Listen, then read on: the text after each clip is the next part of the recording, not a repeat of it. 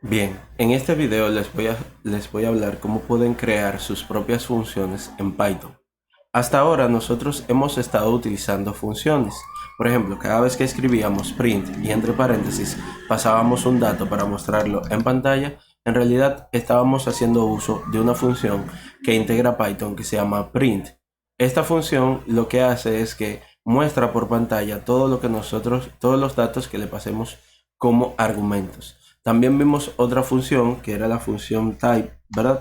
Que nos permitía saber el tipo de dato de un dato que le pasábamos como argumento. Y así otras, como también la función input. Sin embargo, el día de hoy vamos a ver cómo nosotros podemos crear nuestras propias funciones.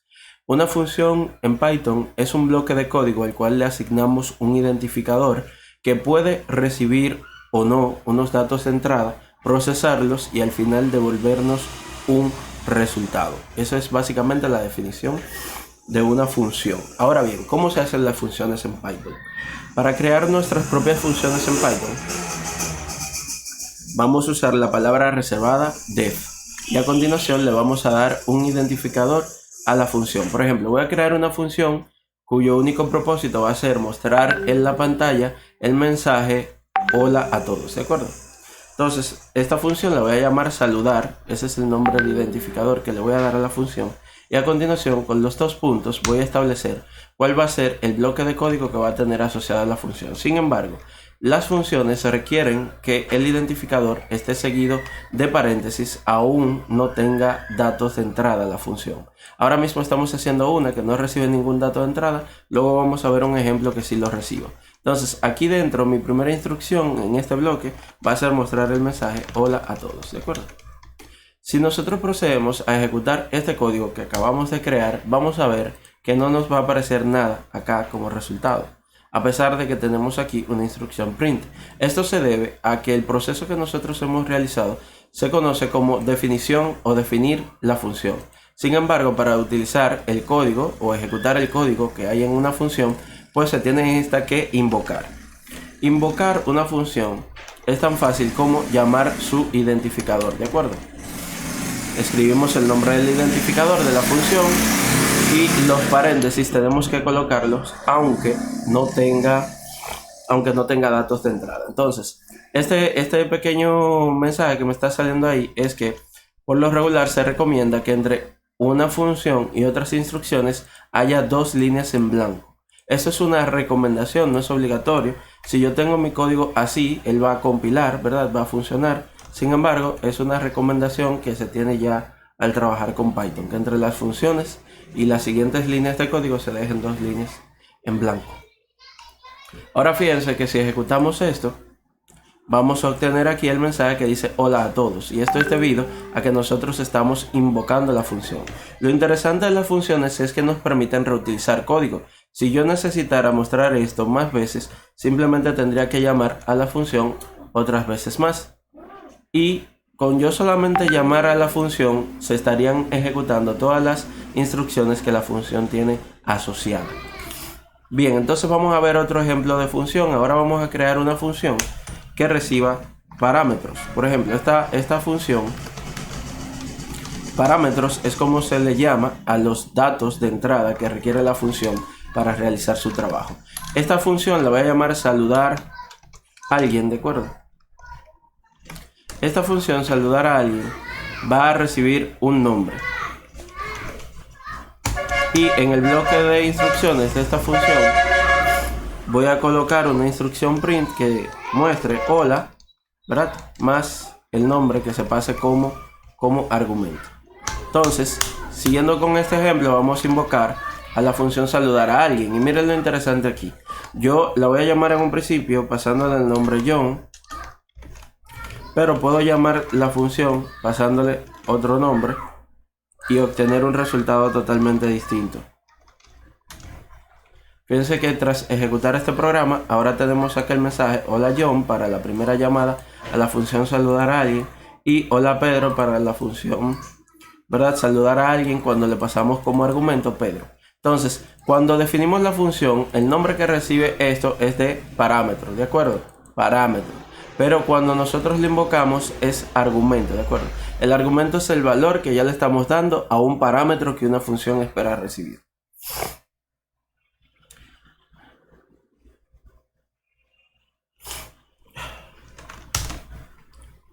Bien, entonces vamos a hacer lo siguiente. Ahora vamos a crear una función que devuelva un valor. Yo les decía que las funciones pueden devolver valor. Vamos a crear una función llamada, por ejemplo, duplicar, que esta función va a recibir un número X como argumento. Ese valor, ¿verdad? Lo que vamos a hacer es que lo vamos a duplicar. Vamos a colocar aquí resultado, va a ser igual a X por 2. ¿Por qué por 2? Bueno, porque lo que queremos es duplicar precisamente el valor de X. Entonces, al final, perdón por ese punto y coma, al final lo que vamos a hacer es que vamos a devolver este resultado. ¿Cómo lo hacemos? Para ello, utilizamos la palabra reservada returns, ¿de acuerdo? Returns. Un momento, return. Ok, perfecto.